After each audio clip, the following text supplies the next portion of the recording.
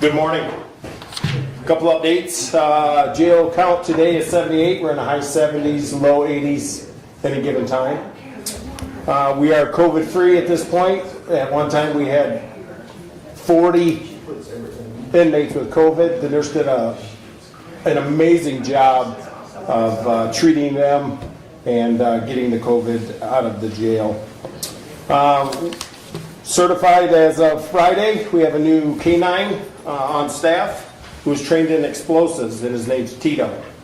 So Tito can detect gunpowder, wicks, C4, everything to make a bomb, and he is also a bite dog as well and a tracker.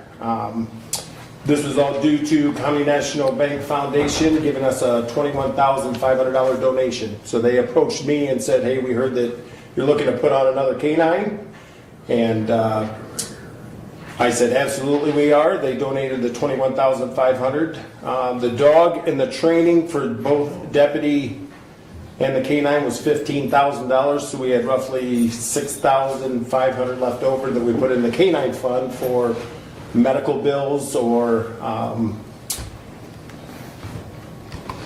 nail clippage, all that good stuff. We also, County National Bank Foundation put on a fundraiser for all three of our canines and was able to raise $3,900 in donations. So that's another addition to the savings account.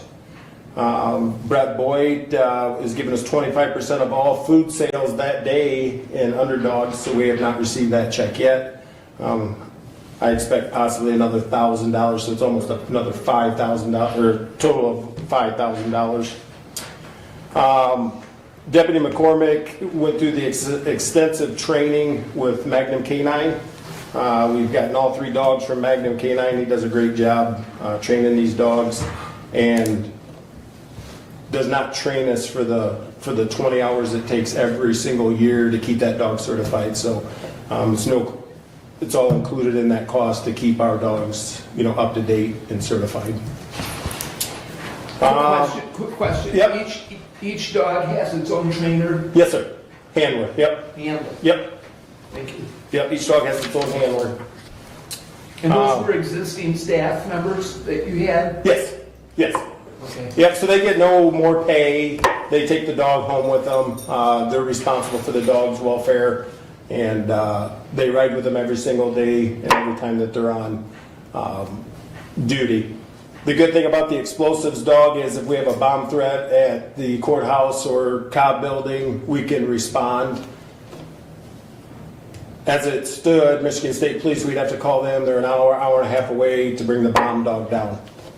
Once we get that threat, we'll evacuate the building, we'll run the dog through. In the meantime, we'll reach out to 911 to have them call Lansing to get a second dog coming. He can also do free air sniffs in the school for gunpowder. And I know there's a lot of shooting teams at the schools, so we'd obviously have to keep them separated from the threat,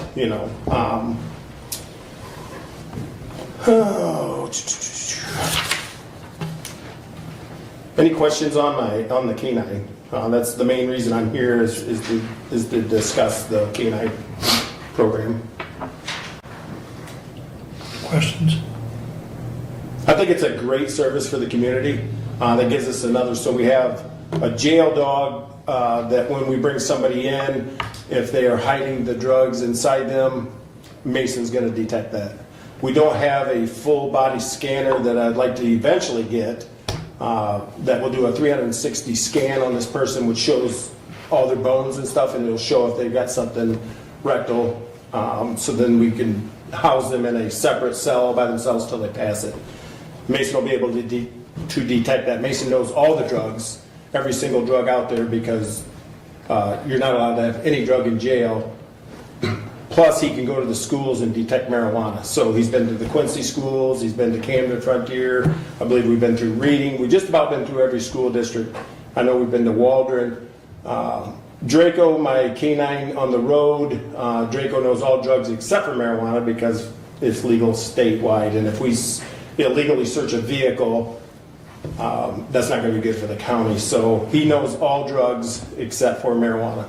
Now, they don't know fentanyl because just a little dab of fentanyl will kill my dog or my deputy. So if they detect, and normally fentanyl is laced with methamphetamine, so he knows methamphetamine. So once we get that methamphetamine, we bring it back to the office, and at that time we test it to see exactly what it's mixed with or how it's laced. He is a biter as well, and a tracker. So we have 2 bite dogs, a non-bite dog, because we can't have a bite dog in the jail. It's a big liability. So it's a great service, like I said, for Hillsdale County, and we just got an outpouring from the community as far as the donations go.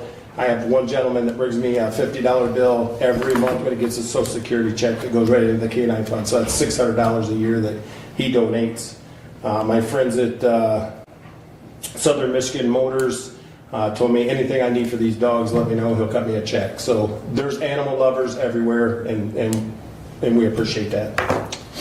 Didn't you tell me like TSC or? Oh, I'm sorry, yes.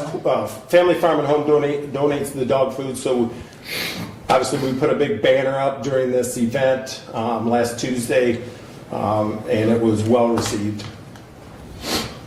And as far as you referring to them as bite dogs, they only bite on command. Right, and not all 3 dogs, or not both dogs.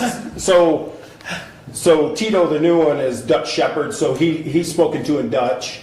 German Shepherd / Malinois, I think that's how you say that, Malinois. He is taught through the German, so they don't know the bite command for each other. So if the Dutch Shepherd knows the bite command, Draco's not going to take off too. So they have their own language that we deal with. Some of the handlers had to learn some. Absolutely, the commands. Yep. Yeah. Sit, stay, bite. Yeah. Seek. It's not necessary to learn Spanish in school. We need to learn German and Dutch. Yeah, there you go. Okay. Sorry about the cough. I've been dealing with something for the last 2 months here. COVID free though.